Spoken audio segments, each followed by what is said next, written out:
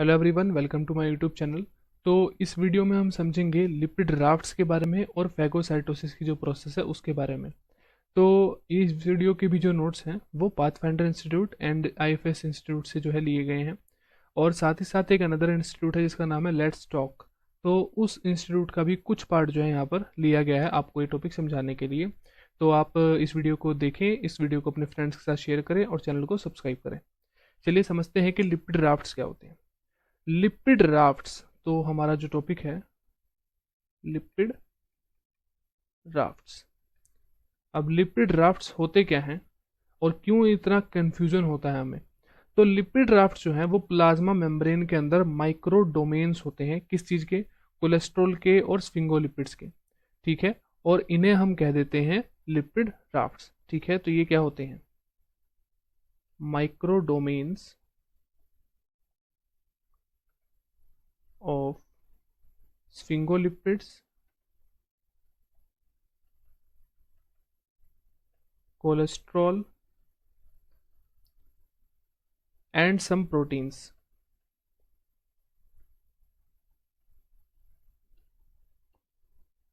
in the plasma membrane। ठीक है, तो यहाँ पर हमने क्या समझा कि ये जो है माइक्रो डोमेन्स होते हैं कोलेस्ट्रॉल के, स्फिंगोलिपिड्स के, और कुछ प्रोटीन्स भी जो है यहाँ पर इनके साथ प्रेजेंट होते हैं। ये अब क्या करते हैं, ये जो क्लस्टर होता है लिपिड राफ्ट्स का, ये जो इन तीनों का क्लस्टर बना है, माइक्रो डोमेन बना है, ये जो है लेटरली जो है प्लाज्मा मेम्ब्रेन के अंदर मूव करता रहता है, और कुछ कुछ जगह पर जो है स्पेसिफिक जगह पर जो है ये क्या करता है, एसोसिएट कर लेता है प्रोटीन्स के साथ। आप समझ रहे हैं? मेनली यहाँ पर कोलेस्ट्रॉल एंड स्फिंगोलिपिड जो है वो प्रेजेंट होते हैं। जब ये मेम्ब्रेन के अंदर लेटरल मूवमेंट करता है तो यहाँ पर ये कुछ कुछ प्रोटीन्स के साथ जो है स्पेसिफिक मेम्ब्रेन प्रोटीन्स के साथ जो है क्या कर लेता है, एसोसिएट कर लेता है। ठीक है, तो it moves laterally in the membrane. So ये मेम्ब्रेन के अंदर जो है मूव करता है, और जैसा कि मैंने पहले बताया कि कुछ प्रोटीन्स भी होते हैं, तो यानी कि कुछ प्रोटीन्स के साथ, कुछ मेम्ब्रेन प्रोटीन्स के साथ जो है ये एसोसिएट कर लेता है जब ये लिटरली मूव करता है। बेसिकली दो टाइप के जो है लिपिड राफ्ट्स हमें देखने को मिलते हैं, एक होता है प्लेनर और एक होता है कैवियोली। तो चलिए समझते हैं। टू टाइप्स हमें देखने को मिलती हैं इसकी। टू टाइप्स कौन कौन सी होती हैं? एक होती है प्लेनर और एक होती है कैवियोली। ठीक है, सो अब इन टाइप्स को थोड़ा सा समझ लेते हैं। केवियोली जो है, प्लेनर तो नाम से पता लग रहा है कि वो प्लेनर होते हैं। केवियोली के अंदर क्या होता है, ये फ्लास्क शेप्ड जो है इन्वेजिनेशन हमें देखने को मिलती है प्लाज्मा मेम्ब्रेन में। सो ये कैसे होते हैं? Flask shaped invagination.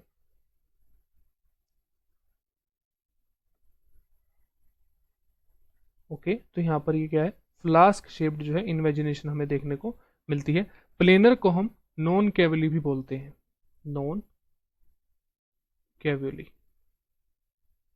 ओके, तो ये हमने समझ लिया यहाँ पर इसकी दो टाइप्स कौन कौन सी होती हैं। ठीक है, अब जो कैवियोलिन प्रोटीन है वो एक intrinsic cholesterol binding membrane protein होता है। ठीक है, कैवियोलिन जो प्रोटीन है जो कि इस कैवियोलिन वाले टाइप के अंदर होता है, कैवियोलिन प्रोटीन। ठीक है, तो ये कैवियोलिन प्रोटीन जो है वो क्या होता है, ये एक intrinsic cholesterol binding membrane protein होता है। ठीक है, और वैसे तो लिपिड राफ्ट का जो फंक्शन है वो कंप्लीटली अभी तक नोन नहीं है, लेकिन ये माना जाता है कि इसका जो फंक्शन है वो कोलेस्ट्रॉल की ट्रैफिकिंग में होता है। ठीक है, कोलेस्ट्रॉल की जो ट्रैफिकिंग होती है प्लाज्मा मेम्ब्रेन के अंदर और सेल के अंदर, उसके अंदर होता है। साथ ही साथ ये जो है वो एंडोसाइटोसिस में भी काम करता है। ठीक है, तो मेनली यहाँ पर हमें दो फंक्शन इसके अभी तक पता लगे हैं कि cholesterol trafficking, cholesterol trafficking and जो सेकंड है वो होगा एंडोसाइटोसिस। और एंडोसाइटोसिस में इसका क्या रोल है वो हम आज इसी वीडियो के अंदर समझ लेंगे, क्योंकि हम अभी जो है साथ में अब फैगोसाइटोसिस वाला जो पार्ट है उसे स्टार्ट करेंगे। ठीक है, तो ये कुछ पॉइंट्स थे लिपिड राफ्ट्स के बारे में जिनके बारे में मोस्टली जो है हम कंफ्यूज हो जाते हैं, लेकिन इतना कोई कंफ्यूज होने वाला ये टॉपिक नहीं है।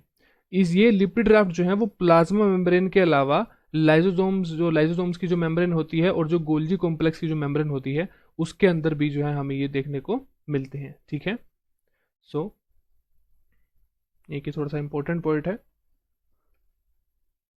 Also present in lysosomal membrane and Golgi apparatus. So Golgi apparatus की जो मेम्ब्रेन है वहां पर भी जो है हमें लिपिड ड्राफ्ट्स देखने को मिलते हैं। तो ये सेल ऑर्गेनल्स हैं, तो इनके अंदर यहाँ पर लिपिड ड्राफ्ट्स का मिलना थोड़ा सा इंपॉर्टेंट पॉइंट हो जाता है। तो ठीक है, यही पॉइंट थे हमारे लिपिड ड्राफ्ट्स के लिए। अब आगे समझते हैं हम फेगोसाइटोसिस को। फेगोसाइटोसिस अब हमारा जो मेन टॉपिक है आज की वीडियो का, उसे समझते हैं। सो फेगोसाइटोसिस से पहले हम समझेंगे आइनोफोर। और ये भी जो है फेगोसाइटोसिस से रिलेटेड है, इसीलिए हम इसके बारे में आज की वीडियो में आप समझते हैं। आइनोफोर क्या है? ये एक ऑर्गेनिक कंपाउंड है।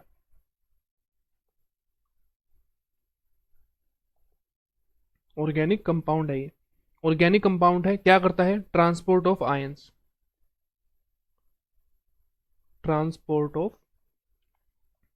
आयंस, ठीक है, आयंस का ट्रांसपोर्ट करने के लिए रिस्पॉन्सिबल है। ऑर्गेनिक कंपाउंड है और ये बेसिकली कैसा होता है? Hydrophobic. Most of the cases में ये हाइड्रोफोबिक मॉलिक्यूल होता है। ओके, अब आगे समझते हैं।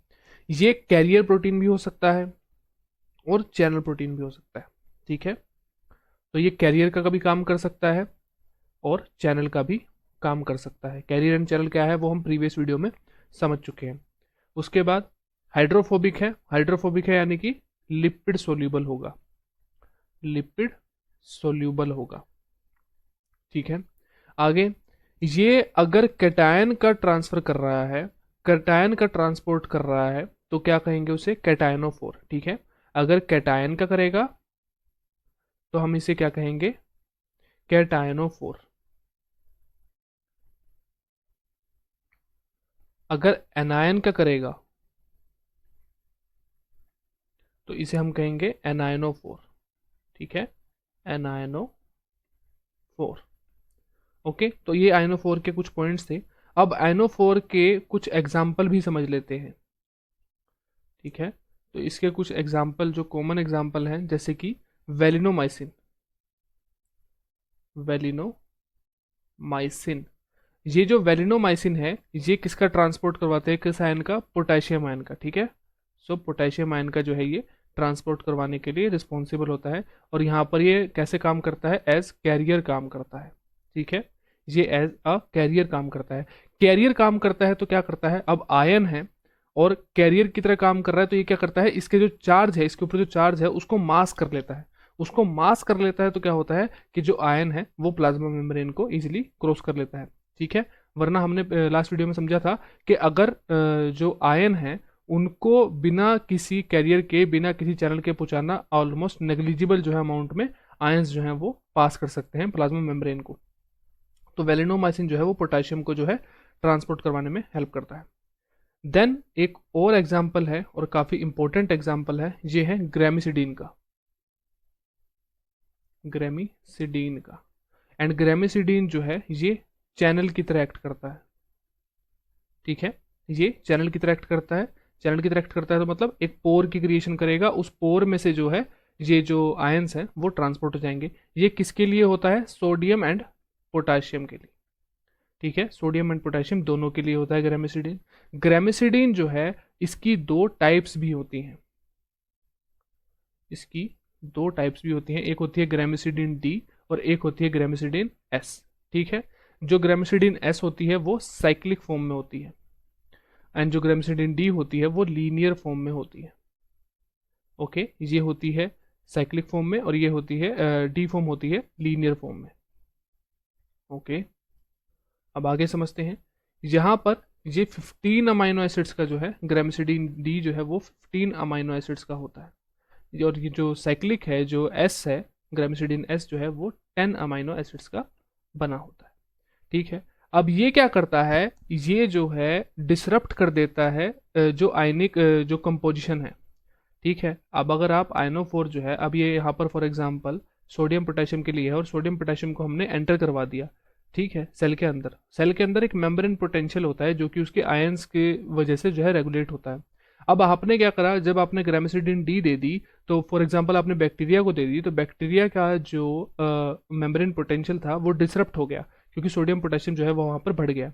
डिसरप्ट होने की वजह से यहाँ पर बैक्टीरिया की डेथ भी हो सकती है। तो इसलिए जो ग्रामेसिडिन है या फिर जो आइनोफोर है, हम उनको एज एंटीबायोटिक भी यूज करते हैं। सबसे इंपॉर्टेंट लाइन यहाँ पर कि ionophore can be used as antibiotic. तो इन्हें जो है हम एंटीबायोटिक की तरह भी यूज करते हैं, क्योंकि हमने क्या करा, जब आयंस को इंसर्ट कर दिया, आयंस को जो है भेज दिया, तो मेम्ब्रेन पोटेंशियल जो है वो डिसरप्ट हो गया। मेम्ब्रेन पोटेंशियल डिसरप्ट हो गया तो जो भी ऑर्गेनिज्म है, जो भी सेल है, वो उसकी डेथ भी हो सकती है। ठीक है, तो ये कुछ पॉइंट्स थे आइनो 4 के रिगार्डिंग। अब हम आगे मूव करते हैं।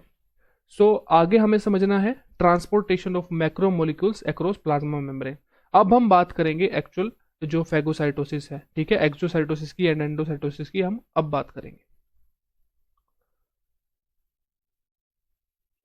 ओके, सो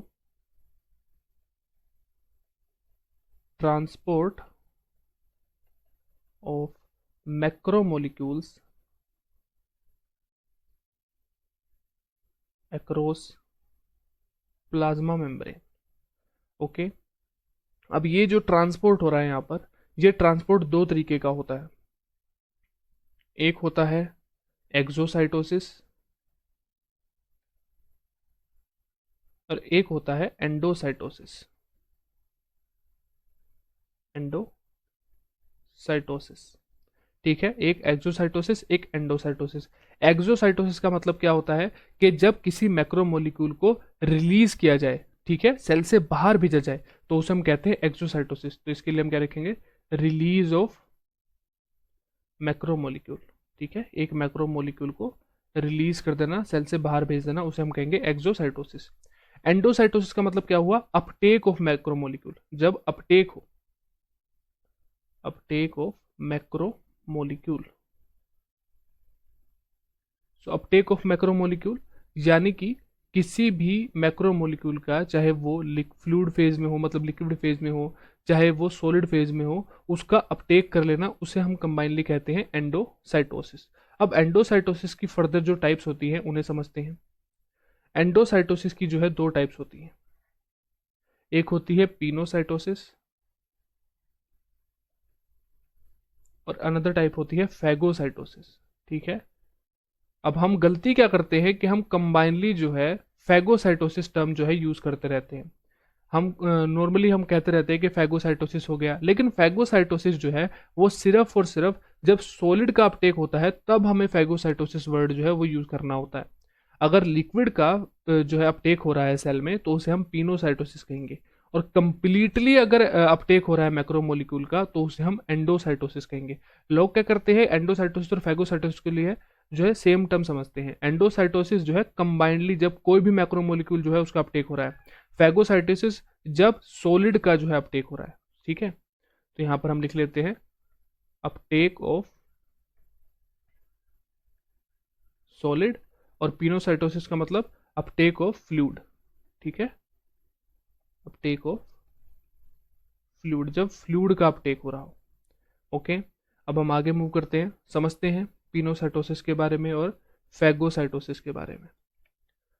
तो पिनोसाइटोसिस फ्लूइड का अपटेक होना, लेकिन जो यहाँ पर एंडोसिटिक वेसिकल बनती है वो 150 नैनोमीटर से कम साइज की बनती है। अभी आप समझ लीजिए कि एंडोसिटिक जो वेसिकल है वो 150 नैनोमीटर से कम की बनती है। हम कंप्लीटली समझेंगे कि वो क्या है। यहाँ पर पिनोसाइटोसिस में एंडोसिटिक वेसिकल ये कितने की बनी, ये बनी लेस देन 150 नैनोमीटर। यहाँ पर बनी मोर देन 250 नैनोमीटर। और अब हम ये चीज नॉर्मली समझ सकते हैं, एंडोसिटिक वेसिकल, यानी कि जब किसी मैक्रोमोलिक्यूल ने एंटर करा तो उसको जो है एक वेसिकल के अंदर जो है रखा जाता है। ठीक है, उसको डायरेक्टली साइटोप्लाज्म में साइटोसोल के अंदर छोड़ा नहीं जाता, उसको एक वेसिकल के अंदर रखा जाता है। तो पिनोसाइटोसिस करने के बाद, फ्लूइड का अपटेक करने के बाद जो मैक्सिमम साइज हमें एंडोसिटिक वेसिकल का देखने को मिलता है वो अराउंड 150 नैनोमीटर देखने को मिलता है। और जब फेगोसाइटोसिस करने के बाद, सॉलिड का अपटेक करने के बाद, जो हमें यहाँ पर एंडोसिटिक वेसिकल का जो मैक्सिमम साइज देखने को मिलता है वो मोर देन 250 नैनोमीटर देखने को मिलता है। और ये समझ सकते हैं क्योंकि फ्लूइड है तो उसको कम साइज चाहिए एंडोसिटिक वेसिकल को, सॉलिड है तो उसे ज़्यादा साइज चाहिए। ठीक है, अब यहाँ पर जो वेसिकल ये फॉर्म करती है, एंडोसिटिक वेसिकल का भी हमने नाम लिया, उस एंडोसिटिक वेसिकल को स्पेसिफिकली हम कहते हैं पिनोसिटिक पिनोसिटिक वेसिकल। ठीक है, यहां पर हम क्या कहेंगे, फेगोसोम। फेगोसोम, तो फेगोसाइटोसिस करने के बाद जो वेसिकल की फॉर्मेशन सेल के अंदर होती है उसे हम कहते हैं फेगोसोम। पिनोसाइटोसिस करने के बाद जो वेसिकल की फॉर्मेशन सेल के अंदर होती है जिसने उस मैक्रोमोलिक्यूल को कंटेन किए हुए है उसे हम कहते हैं पिनोसिटिक वेसिकल। ठीक है, अब हम फेगोसाइटोसिस को समझते हैं। फेगोसाइटोसिस,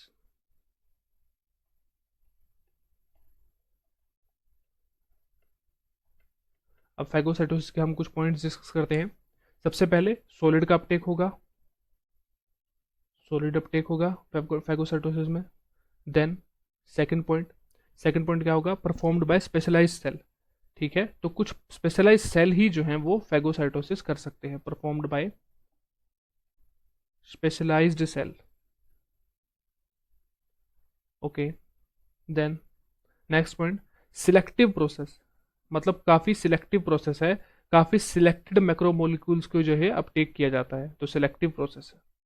ऐसा नहीं है कि हर मैक्रोमोलिक्यूल को ये फेगोसाइटोसिस से सेल जो है अपटेक करने लगे, काफ़ी सिलेक्टेड प्रोसेस होती है, रिसेप्टर मीडिएटेड होती है। ठीक है, रिसेप्टर मीडिएटेड होती है। ओके, देन नेक्स्ट, न्यूट्रिटिव भी होती है। फेगोसाइटोसिस जो है वो दो टाइप की होती है, एक होती है न्यूट्रिटिव। न्यूट्रिटिव हमें किसके अंदर देखने को मिलेगी, जैसे कि अमीबा के अंदर।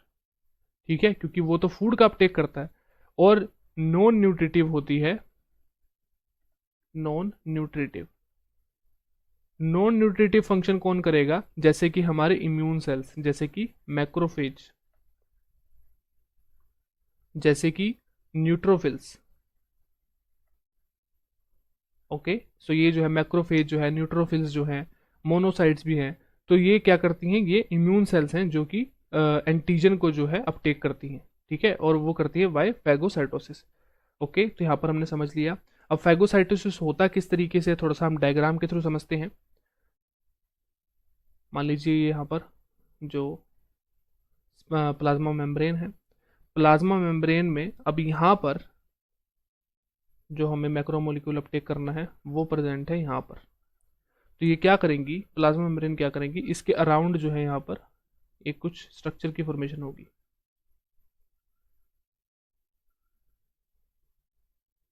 इस तरीके से जो है इस स्ट्रक्चर की फॉर्मेशन होगी, और यहाँ पर एक्टिन फिलामेंट जो है वो प्रेजेंट होंगे, ये होंगे एक्टिन फिलामेंट। ठीक है, और एक्टिन फिलामेंट जो है इसको क्लोज करने का, प्लाज्मा मेम्ब्रेन जो है, जो इसने प्लाज्मा मेम्ब्रेन ने जो सर्कल बनाया है इसके अराउंड एक जो एनवेलप की फॉर्मेशन करनी स्टार्ट करी है, उसको एक्टिन फिलामेंट जो है वो यहाँ पर काम करेंगे। रो प्रोटीन जो है यहाँ पर काम करेंगे, जीटीपीएस एक्टिविटी होगी, और फेगोसोम की जो है फॉर्मेशन हो जाएगी। यानी कि यहाँ पर इसको अंदर करने के बाद ये बन गया फेगोसोम, और फेगोसोम के अंदर यहाँ पर प्रेजेंट है मैक्रोमोलिक्यूल। ठीक है, इसको जब फ्यूज करवाया जाएगा, सो फ्यूज्ड विद किसके साथ, लाइजोसोम के साथ, लाइजोसोम के साथ जब इसे फ्यूज करवा दिया जाएगा तो किसकी फॉर्मेशन होगी, फेगोलाइसोसोम की। तो ये फॉर्मेशन हो गई फेगोलाइसोसोम की। तो एक बार फिर से देख लेते हैं अभी हमने क्या समझा है। देखिए, यहाँ पर सबसे पहले मॉलिक्यूल आया रेड कलर में, देखिए आप यहाँ पर मॉलिक्यूल दिख रहा है। यहाँ पर एक्टिन फिलामेंट्स ने जो है प्लाज्मा मेम्ब्रेन का जो है एक एनवेलप बनाया इसके अराउंड, उसके बाद इसको इनटेक कर लिया। यहाँ पर हमें फेगोसोम बनाया गया, फेगोसोम के अंदर जो ही मैक्रोमोलिक्यूल है वो अभी भी प्रेजेंट है, और इसको जब फ्यूज किया गया लाइसोसोम के साथ तो फेगोलाइसोसोम की फॉर्मेशन हुई। यहाँ पर एक चीज़ अगर हमें नोट करनी है तो हम कर सकते हैं कि ये जो नीले कलर के यहाँ पर ये है एक्टिन फिलामेंट, ठीक है, एक्टिन फिलामेंट। और यहाँ पर जो रो प्रोटीन है वो काम कर रहा है, ठीक है। कौन सा प्रोटीन? रो प्रोटीन। रो प्रोटीन जो है वो काम करेगा मोनोमेरिक जी प्रोटीन, और ये क्या करेगा? जीटीपीएज एक्टिविटी, ठीक है, जीटीपीएज एक्टिविटी, यानी कि जीटीपी जो है यहाँ पर यूटिलाइज होगा इस फैगोसोम को बनाने के लिए, फैगोसाइटोसिस करने के लिए। रो प्रोटीन जो है, मोनोमेरिक जी प्रोटीन जो है वो यहाँ पर काम करेगा। ओके, अब हम आगे मूव कर सकते हैं फैगोसाइटोसिस से। थोड़ा सा और चीज़ों को अब डीपली समझते हुए चलेंगे। अब बात करेंगे हम पिनोसाइटोसिस की। वहाँ पर हमने समझा था फैगोसाइटोसिस को, अब हम समझेंगे पिनोसाइटोसिस को। पिनोसाइटोसिस, तो सबसे बड़ी बात यह है कि पिनोसाइटोसिस जो है उन्हें सब टाइप के जितने भी सेल्स जो हैं, सारे सेल्स जो हैं वो पिनोसाइटोसिस करते हैं, ठीक है। तो यहाँ पर स्पेशलाइज सेल नहीं चाहिए, by all cells, by all cells. Okay, next point क्या होगा कि सिलेक्टिव प्रोसेस भी हो सकती है और नॉन सिलेक्टिव भी हो सकती है, ठीक है। तो सिलेक्टिव यानी कि सिलेक्टिव मैक्रोमोलिक्यूल्स को भी जो है यहाँ पर इनटेक किया जाता है पिनोसाइटोसिस से, एंड नॉन सिलेक्टिव को भी किया जाता है। उसके बाद रिसेप्टर मीडिएटेड भी हो सकती है, रिसेप्टर मीडिएटेड भी हो सकती है, और नॉन रिसेप्टर मीडिएटेड भी हो सकती है, यानी कि रिसेप्टर की जरूरत पार्टिकुलर मैक्रोमोलिक्यूल के ऊपर डिपेंड करता है कि रिसेप्टर की जरूरत है कि रिसेप्टर की जरूरत नहीं है। ओके, उसके बाद अब जो पिनोसाइटोसिस है वो काफ़ी डिफरेंट टाइप्स की होती है, काफ़ी डिफरेंट तरीके से जो है हमें पिनोसाइटोसिस जो है करते हुए सेल में देखते हैं। तो एक होती है मैक्रोपिनोसाइटोसिस। कौन सी होती है? मैक्रोपिनोसाइटोसिस। अब मैक्रोपिनोसाइटोसिस क्या है? मैक्रोपिनोसाइटोसिस, तो मैक्रोपिनोसाइटोसिस के अंदर जो रो फैमिली है वो इन्वॉल्व होती है, जैसे कि अभी हमने फैगोसाइटोसिस में देखा था, यहाँ पर भी रो फैमिली जो है जीटीपीएज एक्टिवेट करने के लिए इन्वॉल्व होती है, ठीक है। और ये क्या करती है? एक्टिन फिलामेंट को जो है ट्रिगर कर देती है, ताकि जो मेम्ब्रेन है उनके अंदर प्रोट्रूशंस आ जाए। प्रोट्रूशंस आ जाएंगे तो सेम जैसे वहां पर फैगोसाइटोसिस अभी हमने देखी, बिल्कुल ऑलमोस्ट 90% 95% सिमिलैरिटी के साथ यहाँ पर हमें जो है ये प्रोसेस होते हुए देखने को मिलती है मैक्रोपिनोसाइटोसिस। फर्क सिर्फ इतना है कि मैक्रोपिनोसाइटोसिस के अंदर जो मैक्रोमोलिक्यूल्स हैं वो है फ्लूइड लाइक, ठीक है, और फैगोसाइटोसिस में जो है वो सॉलिड फेज में, यहाँ पर जो है वो लिक्विड फेज में, सिर्फ ये फर्क है यहाँ पर, ठीक है। तो हमें मैक्रोपिनोसाइटोसिस में कोई ज़्यादा पॉइंट लिखने की जरूरत नहीं है। एक यहाँ पर भी रो फैमिली है, ठीक है, रो फैमिली ऑफ प्रोटीन्स है, और जो कि जीटीपीएज एक्टिविटी परफॉर्म कर रहे हैं। यहाँ पर भी एक्टिन जो है फिलामेंट जो है प्रेजेंट है, ठीक है। और ये किसकी जो है फॉर्मेशन कर रहे हैं? मेम्ब्रेन के अंदर प्रोट्रूजन्स की। सो मेम्ब्रेन प्रोट्रूजन्स, ठीक है। तो यही चीज़ यहाँ पर समझने की थी, इसके अलावा यहाँ पर कुछ भी नहीं है। मैक्रोपिनोसाइटोसिस है तो नाम से पता लग रहा है कि यहाँ पर लिक्विड जो है उसका अपडेट हुआ।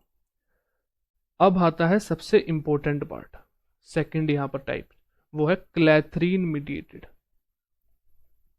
क्लैथरीन मीडिएटेड पिनोसाइटोसिस,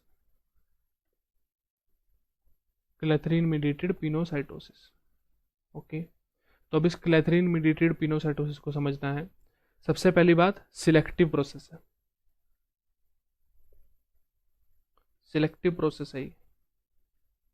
उससे भी इंपॉर्टेंट बात रिसेप्टर मीडिएटेड है, रिसेप्टर चाहिए होता है इस प्रोसेस को करने के लिए, ठीक है। सिलेक्टिव प्रोसेस है, रिसेप्टर मीडिएटेड है। अब आगे एक बार अच्छे से समझते हुए चलेंगे चीज़ों को। मान लीजिए ये प्लाज्मा मेम्ब्रेन है, उसके नीचे यहाँ पर एक कोट ऑफ अडेप्टर प्रेजेंट होता है, ये रेड कलर से ये है कोट ऑफ अडेप्टर, ठीक है। अब इसका काम क्या होगा वो भी समझेंगे, लेकिन पहले स्ट्रक्चर को समझते हैं। कोट ऑफ अडेप्टर, उसके बाद नीचे यहां पर प्रेजेंट होगा ब्लू कलर से, ये है कोट ऑफ क्लैथरीन, ठीक है। जो क्लैदरिन मीडिएटेड है उसका असली क्लैदरिन यहाँ पर है। सो क्लैदरिन का ये कोट है, क्लैदरिन कोट या फिर कोट ऑफ क्लैदरिन, एक ही बात है। अब अडेप्टर जो है, अडेप्टर की जो है टाइप्स होती हैं। अडेप्टर की जो कोट ऑफ अडेप्टर है इसकी टाइप्स होती हैं, कुछ डिफरेंट टाइप्स के होते हैं।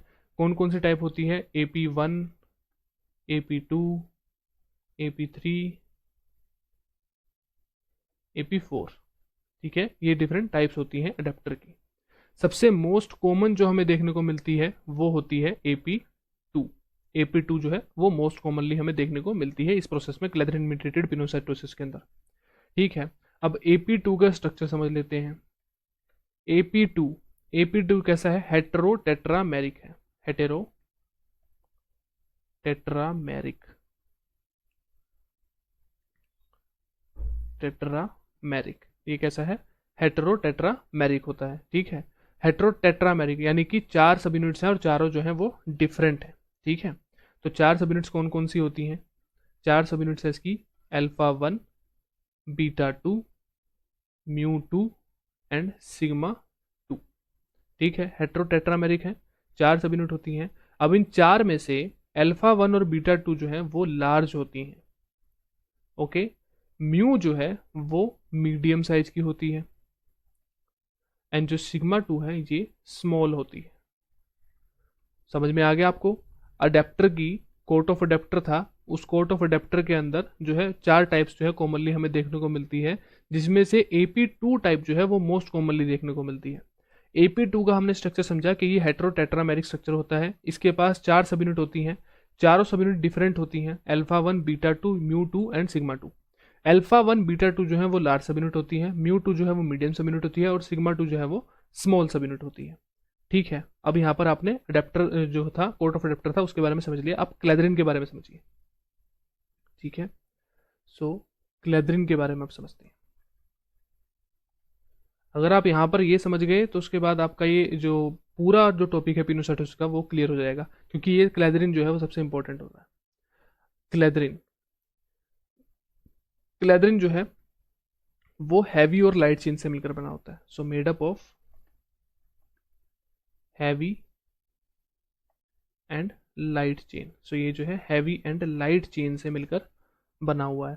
ठीक है, 3 हैवी होती हैं और 3 ही जो हैं वो लाइट होती हैं। ठीक है, 3 हैवी चेन होती हैं, 3 लाइट चेन होती हैं। कुछ इस तरीके का स्ट्रक्चर होता है, देख लीजिए।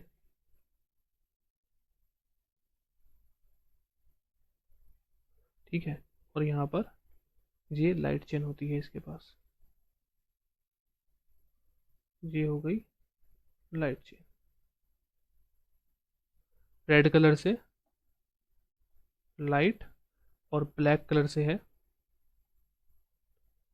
हैवी। ठीक है, यहाँ तक समझ में आ गया। अब ये पॉलीगोनल लेटिस लाइक जो है स्ट्रक्चर बनाती है। स्ट्रक्चर का क्या नाम है इसका? इस स्ट्रक्चर का नाम है पॉलीगोनल लेटिस लाइक स्ट्रक्चर। ठीक है, हो सकता है कि 2 नंबर में आ जाए हमारे सामने, क्योंकि CSIR का कोई भरोसा नहीं है, कुछ भी दे सकते हैं। तो हो सकता है कि पॉलीगोनल लेटिस लाइक स्ट्रक्चर किसका होता है, क्लैदरिन का होता है, किसका होता है, तो ऐसे कंफ्यूज करके आ जाए। ठीक है, अब एग्जाम्पल हमें समझना है, सबसे इम्पोर्टेंट जो एग्जाम्पल है। हमने अडेप्टर के बारे में समझ लिया, क्लैदरिन का स्ट्रक्चर कैसा होता है वो समझ लिया, कहाँ पर प्रेजेंट होते हैं प्लाज्मा मेम्ब्रेन के नीचे, पहले अडेप्टर देन क्लैदरिन। उसके बाद अब आगे अब इस जो एग्जाम्पल्स हैं वो समझते हैं, तो सबसे इम्पोर्टेंट चीज़ है एग्जाम्पल ऑफ क्लैदरिन मीडिएटेड पिनोसाइटोसिस। ठीक है, तो एग्जाम्पल क्या है? एग्जाम्पल समझते हैं। Uptake of LDL, Uptake of LDL, LDL का अपटेक। LDL क्या होता है? Low density lipoprotein. ठीक है, लो डेंसिटी लिपोप्रोटीन को कहते हैं LDL। ओके, अब LDL जो है वो क्या है? लिगैंड है। ठीक है, देखो मैंने पहले बताया था ये रिसेप्टर मीडिएटेड होती है, तो एलडीएल क्या है, वो लिगैंड है। ठीक है, एलडीएल के फुल फॉर्म लिख देते हैं, low density lipoprotein.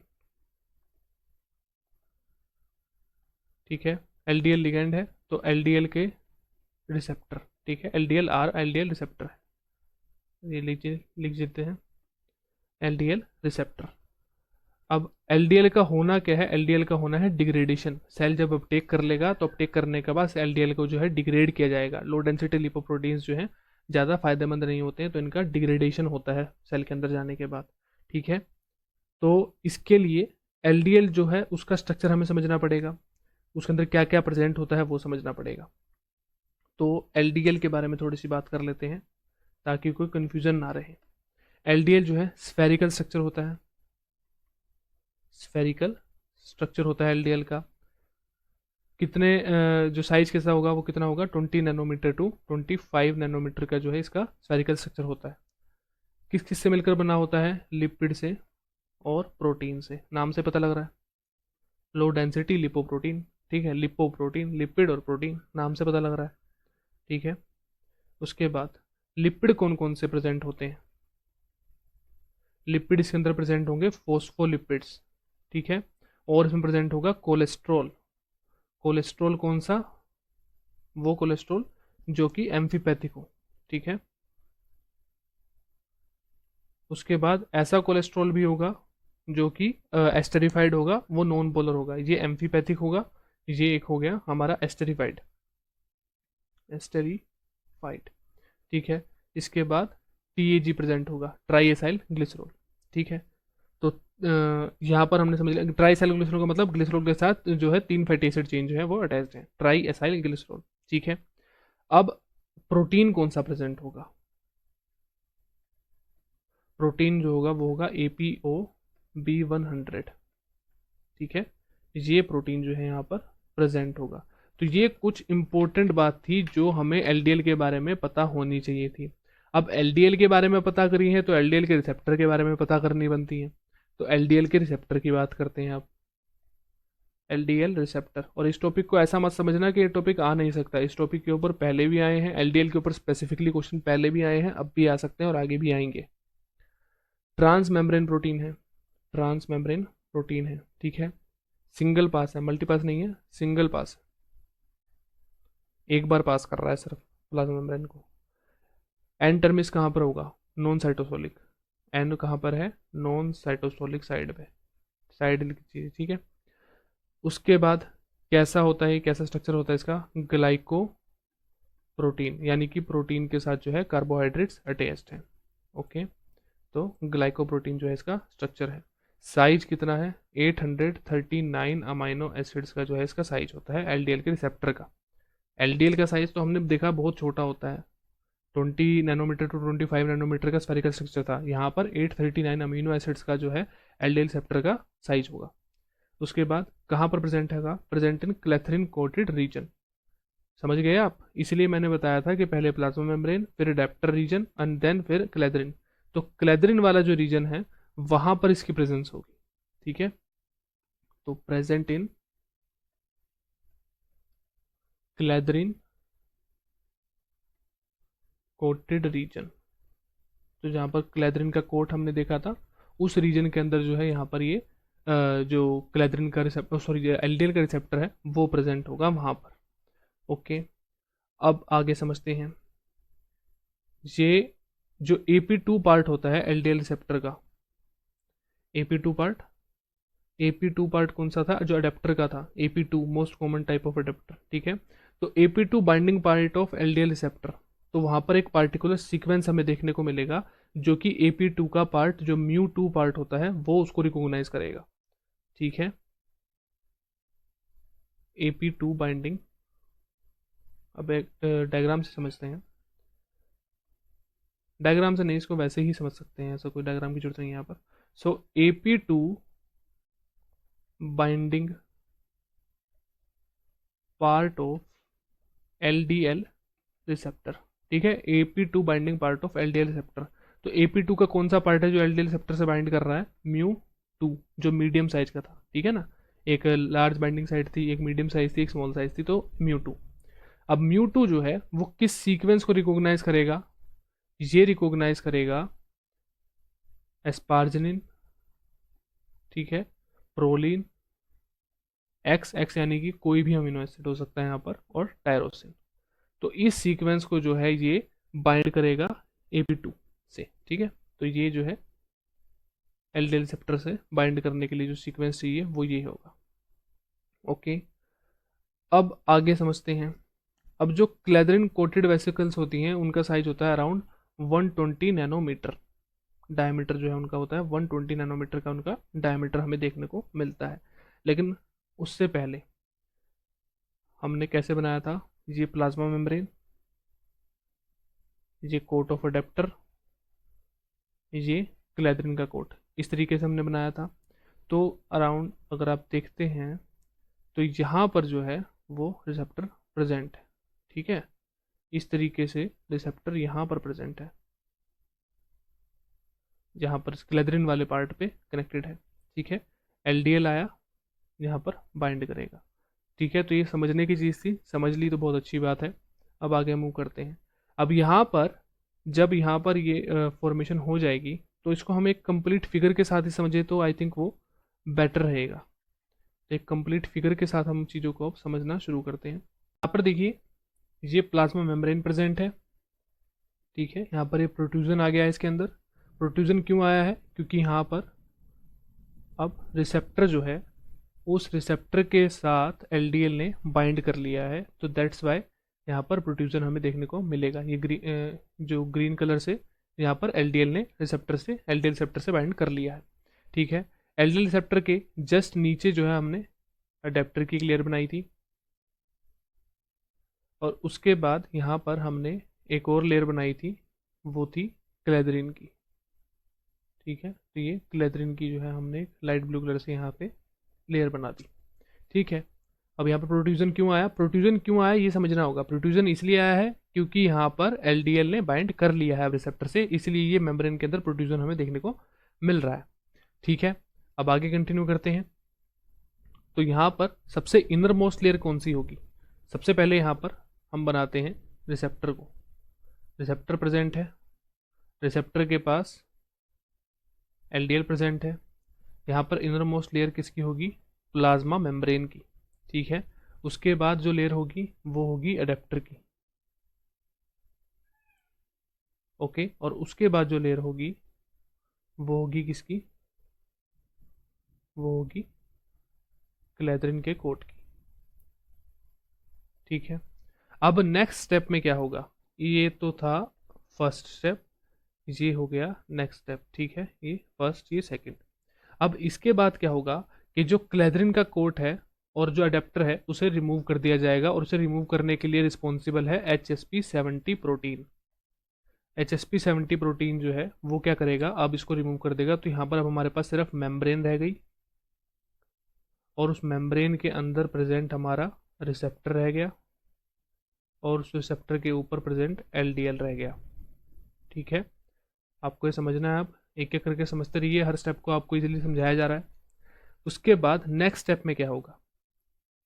Next step में हम मूव करेंगे किसकी तरफ? जो अर्ली एंडोसोम स्टेज होती है। तो यहाँ पर एक अर्ली एंडोसोम जो है हमें स्टेज देखने को मिलेगी। रेड कलर से बना रहा हूँ ताकि प्लाज्मा मेम्ब्रेन के साथ आप कंफ्यूज ना हो, ठीक है। या फिर प्लाज्मा मेम्ब्रेन ही है वो अर्ली एंडोसोम स्टेज में भी। तो यहाँ पर कुछ इस तरीके की जो है हमें ये स्टेज देखने को मिलेगी। यहाँ पर क्या हुआ कि जो रिसेप्टर है उसे तो वापस मेम्ब्रेन पर भेजना है, इसे थोड़ा ना हमें डिग्रेड करना है, हमें डिग्रेड करना है एलडीएल को, ठीक है। तो यहाँ पर इस तरीके से इन दोनों को जो है अलग कर लिया गया। एलडीएल को अलग कर लिया गया, रिसेप्टर को अलग कर लिया गया। रिसेप्टर को जो है रिसाइकलिंग एंडोसोम में भेज दिया गया। कहाँ भेज दिया गया? ये मैं अलग कलर से बना दिया है, रिसाइकलिंग एंडोसोम में यहाँ पर रिसेप्टर को भेज दिया, क्योंकि रिसेप्टर तो जो है वो वापस अपनी मेम्ब्रेन पर पहुंच जाएगा, ठीक है। ये यहाँ से कहाँ पहुंच जाएगा? मेम्ब्रेन के ऊपर पहुंच जाएगा, प्लाज्मा मेम्ब्रेन पे पहुंच जाएगा। इसे हमने कहा रिसाइकलिंग एंडोसोम, रिसाइकलिंग एंडोसोम, ठीक है। अब आगे समझते जाइए, ये कौन सा था हमारा, ये था हमारा अर्ली एंडोसोम। ठीक है, अर्ली एंडोसोम। ओके, अब ये अर्ली एंडोसोम जो है वो मूव करेगा किसकी तरफ, लेट एंडोसोम की तरफ। इसने किसकी तरफ मूव करा, लेट एंडोसोम की तरफ। और लेट एंडोसोम की तरफ आपको मैं बता दूं कि लेट एंडोसोम के अंदर इतनी जो है लो पीएच होती है, इतनी एसिडिक पीएच होती है कि इस एलडीएल को जो है डिग्रेड कर दिया जाता है। तो ये क्या है यहाँ पर, लेट एंडोसोम है। ठीक है, आई थिंक अब आपको कंप्लीट स्ट्रक्चर समझ में आ गया होगा। एक बार फिर से देखते हैं पूरी साइकिल को। सबसे पहले यहाँ पर प्रोट्रूजन हुआ क्योंकि एलडीएल ने बाइंड कर लिया। यहाँ पर सारे के सारे कोट आ गए, उन कोट्स को रिमूव करा HSP70 प्रोटीन ने जब रिमूव कर दिया तो हम अर्ली एंडोसोम की तरफ हमने मूव करा। अर्ली एंडोसोम की तरफ जब मूव करा तो वहाँ पर जो रिसेप्टर है और जो लिगैंड था, जो एलडीएल था, उसको अलग अलग कर लिया गया। और ऐसा क्यों किया गया, क्योंकि हमें जो है डिग्रेडेशन करना है एलडीएल का, और रिसेप्टर को हमें फिर से वापस भेजना है मेम्ब्रेन के ऊपर, ताकि उसे फिर से जो है फिर से यूज़ कर लिया जाए, रिसाइकिल कर लिया जाए। ठीक है, अब आगे मूव करते हैं। अब हम थोड़ा सा जो करेक्टरिस्टिक्स हैं उन्हें समझ लेंगे, थोड़ा सा चीज़ों को यहाँ पर समझते हुए चलेंगे। लोकेशन, अब अर्ली एंडोसोम और जो लेट एंडोसोम है उसके बारे में हमें समझना है। सो पहले बात करते हैं अर्ली एंडोसोम की, क्योंकि इसके बीच में भी जो है कन्फ्यूजन क्रिएट हो सकता है, तो इसे यहाँ पर समझ लेते हैं। अर्ली एंडोसोम में क्या करेक्टर्स हैं और लेट एंडोसोम के क्या करेक्टर्स होंगे। ठीक है, अर्ली एंडोसोम की जो लोकेशन है वो कहाँ होगी, नियर टू प्लाज्मा मेम्ब्रेन। ये प्रेजेंट होगा नियर टू प्लाज्मा मेम्ब्रेन। ये लेस एसिडिक होगा, लेस एसिडिक होगा ये।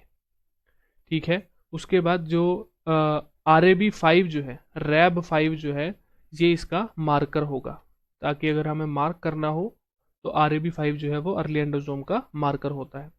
ठीक है, अब यहाँ पर किस टाइप का हमें ट्रांसपोर्टर देखने को मिलेगा, ATPase ट्रांसपोर्ट प्रोटीन कौन सा देखने को मिलेगा, वी टाइप देखने को मिलेगा। मैंने आपको प्रीवियस वीडियो में बताया है कि वी टाइप जो ट्रांसपोर्ट ATPase है वो क्या करता है, वो वैक्यूल के अंदर, एंडोसोम के अंदर और लाइसोसोम के अंदर जो है प्रोटोन को जो है ट्रांसपोर्ट करता है, ताकि वहाँ का जो पीएच है उसे कम किया जा सके। ठीक है, अब लेट एंडोसोम की एक बार बात कर लेते हैं ताकि कोई कंफ्यूजन ना रह जाए। लेट एंडोसोम, लेट एंडोसोम की बात करते हैं। लेट एंडोसोम के करेक्टरिस्टिक्स सब समझते हैं। ये क्या है, लोकेशन का है, नियर न्यूक्लियस होगी। ठीक है, या फिर नियर न्यूक्लियर मेम्ब्रेन भी लिख सकते हैं, एक ही बात है, न्यूक्लियस की जो न्यूक्लियर मेम्ब्रेन होती है। उसके बाद में ये कैसा होगा, ज़्यादा एसिडिक होगा। ठीक है, मोर एसिडिक। ओके, उसके बाद नेक्स्ट पॉइंट, इसका जो मार्कर है वो होगा RAB7। RAB7 जो है वो इस एंडोसोम का मार्कर होगा, लेट एंडोसोम का मार्कर होगा। ठीक है, तो ये मोर एसिडिक क्यों होते हैं, क्योंकि इसके अंदर जो है H पॉजिटिव जो पंप है वो हमें यहाँ पर ज़्यादा देखने को मिलते हैं। ठीक है, H पॉजिटिव पंप जो हमारे V टाइप जो पंप हमें देखने को मिलता है वो ज़्यादा मिलता है, उसकी वजह से जो ये मोर एसिडिक हो जाते हैं। ठीक है, ये हमने समझ लिया LDL के बारे में, LDL का। ओके, सो अब बात करते हैं कैवियोलिन मीडिएटेड की। Third, caveolin mediated pinocytosis. Clathrin mediated तो हम समझ चुके हैं, अब ये है कैवियोलिन मीडिएटेड। तो कैवियोलिन मीडिएटेड कैसी होती है, रिसेप्टर मीडिएटेड भी हो सकती है, रिसेप्टर मीडिएटेड भी हो सकती है और नॉन रिसेप्टर भी हो सकती है। ठीक है, रिसेप्टर मीडिएटेड भी हो सकती है, नॉन रिसेप्टर भी हो सकती है। कैसा प्रोटीन होता है, इंटीग्रल, इंटीग्रल मेम्ब्रेन प्रोटीन होता है जो कैवियोलिन है। ओके, इसके बाद मल्टीपास होता है। ठीक है, मल्टीपास होता है, बिल्कुल होता है। उसके बाद N एंड C दोनों टर्मिनल जो हैं वो कैसे होते हैं, साइटोसोलिक होते हैं, साइटोसोल के अंदर होते हैं, साइटोसोलिक होते हैं। ठीक है, ओलिगोमेरिक हमें इसका स्ट्रक्चर देखने को मिलता है। ठीक है, ओलिगोमेरिक इसका स्ट्रक्चर होता है।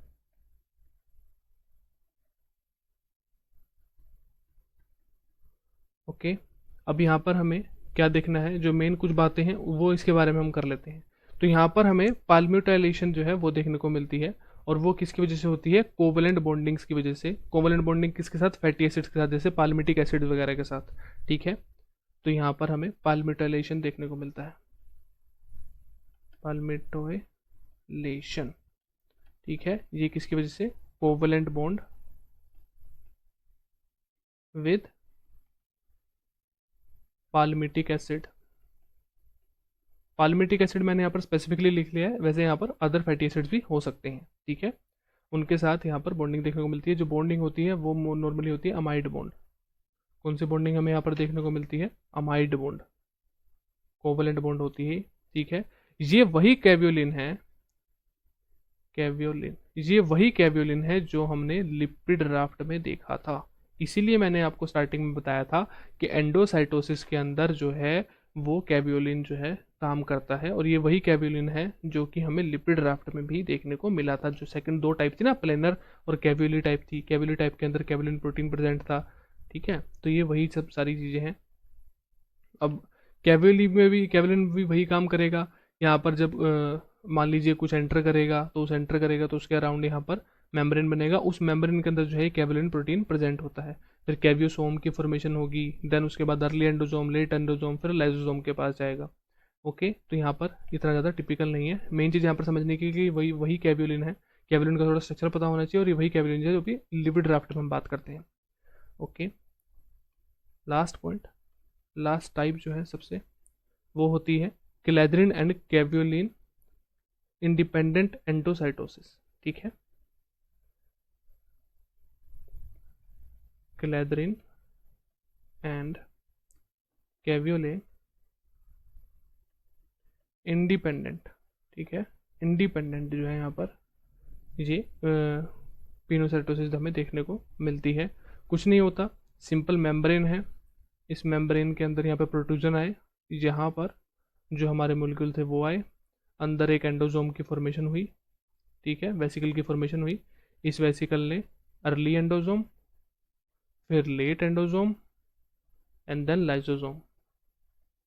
तो इस तरीके से ये होती है। यहाँ पर किसी भी टाइप के जो प्रोटीन जो है उनकी यहाँ पर फॉर्मेशन होती हुई हमें नहीं दिखती है। अब जल्दी से बात कर लेते हैं एक्सोसाइटोसिस की, कि एक्सोसाइटोसिस का क्या काम है। तो समझते हैं एक्सोसाइटोसिस को। एक्सोसाइटोसिस, एक्सोसाइटोसिस का जैसे हमने बताया है कि रिलीज करना। ठीक है ना, जब सेल से जो है कोई चीज़ अगर बाहर जाए, तो ये किस तरीके की होती है? ये दो टाइप की होती है, या फिर दो टाइप के अंदर हमें सेल्स के अंदर देखने को मिलती है। ठीक है, एक होती है रेगुलेटरी, रेगुलेटरी जो कि स्पेशलाइज्ड सेल के अंदर देखने को मिलती है। ठीक है, एक्सोसाइटोसिस कभी हो रही है, कभी नहीं हो रही है। और एक होती है कॉन्स्टिट्यूटिव, कॉन्स्टिट्यूटिव जो कि सभी सेल के अंदर हमें देखने को मिलती है, ऑल सेल। ओके, इसके बाद आगे थोड़ा समझते हैं। अगर सिर्फ यूकैरियोटिक सेल की बात करें, सिर्फ और सिर्फ अगर हम यूकैरियोटिक सेल की अब बात करें एक्सोसाइटोसिस के लिए, तो यहाँ पर यूकैरियोटिक सेल के अंदर हमें राइबोसोम देखने को मिलते हैं। राइबोसोम के अंदर जो है, राइबोसोम क्या बनाते हैं? Ribo nucleo protein. Ribo nucleo protein जो है कौन कौन से होते हैं? जैसे कि आरआरएनएस और राइबोसोमल प्रोटीन्स। ठीक है, ये हमें देखने को मिलता है। अब राइबोसोम भी जो है यूकैरियोट्स में दो टाइप के होते हैं, एटीएस होता है, 70s होता है। एटीएस किसके अंदर देखने को मिलता है? जो कि साइटोसोल के अंदर नॉर्मली प्रेजेंट होता है, साइटोसोल के अंदर प्रेजेंट होता है जो। ठीक है, 70s कहाँ पर होता है? जो सेमी ऑटोनोमस ऑर्गेनेल्स के अंदर होता है, जैसे माइटोकॉन्ड्रिया और क्लोरोप्लास्ट के अंदर। ठीक है, माइटोकॉन्ड्रिया और क्लोरोप्लास्ट के अंदर हमें जो देखने को मिलता है। ओके, उसके बाद अब अगर एटीएस की आगे बात करें, तो ये दो टाइप का होता है, मेम्ब्रेन बाउंड होता है, और ये होता है membrane free, membrane bound and membrane free. ठीक है, अब जो मेम्ब्रेन फ्री है वो कहाँ कहाँ प्रेजेंट होता है? ये न्यूक्लियर, ठीक है, न्यूक्लियस के जो प्रोटीन्स हैं उनकी फॉर्मेशन करने में हेल्प करता है। ठीक है, परोक्सिसोम के प्रोटीन्स जो हैं पर ऑक्सीजोम प्रोटीन्स। ओके, और किसकी? माइटोकॉन्ड्रिया के प्रोटीन्स में, और जो क्लोरोप्लास्ट हैं और साइटोसोल के भी कुछ प्रोटीन्स की ये फॉर्मेशन करते हैं जो मेम्ब्रेन फ्री होते हैं। जो मेम्ब्रेन बाउंड होते हैं वो कौन सी मेम्ब्रेन से बाउंड होते हैं? ईआर की, ठीक है, या फिर आउटर न्यूक्लियर मेम्ब्रेन, ठीक है। तो न्यूक्लियर मेम्ब्रेन जो है वो डबल मेम्ब्रेन स्ट्रक्चर होती है, तो आउटर साइड जो होती है न्यूक्लियर मेम्ब्रेन की, so outer nuclear membrane. Okay, अब आगे समझते हैं ये किस किस के प्रोटीन बनाएगी। ईआर के प्रोटीन, ठीक है, गोल्जी बॉडीज के प्रोटीन, ओके, लाइसोसोम के प्रोटीन, क्योंकि गोल्जी बॉडी से ही जो है लाइसोसोम बनता है। उसके बाद प्लाज्मा मेम्ब्रेन के प्रोटीन, प्लाज्मा मेम्ब्रेन की जो बायो मेम्ब्रेन बायोजेनेसिस होती है वो जो है एससीआर करवाने के लिए रिस्पॉन्सिबल होता है। और सिक्रीटरी प्रोटीन, ठीक है, सिक्रीटरी प्रोटीन, ऐसे प्रोटीन जिनको सेल सिक्रीट करते हैं, सेल से बाहर जिनको जाना होता है, जैसे कि कोलेजन, जैसे कि सिक्रीटरी एंटीबॉडीज, ओके, जैसे कि मेम्ब्रेन बाउंड एंटीबॉडीज, क्योंकि जा तो वो भी सेल से बाहर ही रही हैं, वो मेम्ब्रेन के बाहर प्रेजेंट है, राइट, तो वो सेल के बाहर ही जा रही हैं। अब जो प्रोटीन एटीएस राइबोसोम के द्वारा सिंथेसाइज होते हैं उनके पास एक सिग्नल होता है, ठीक है, वो सिग्नल जो है एक पेप्टाइड की फॉर्म में होता है और एक सिग्नल पैच होता है। तो ये सब चीज़ें जो हैं वो हम जब पेप्टाइड का जो ट्रांसपोर्ट है, ठीक है, प्रोटीन ट्रांसपोर्टेशन जो है उसके अंदर कवर करेंगे। तो इस वीडियो में यहीं तक था। अगर आपको वीडियो पसंद आई हो तो इसे लाइक करें, शेयर करें, सब्सक्राइब करें चैनल को। Thank you very much.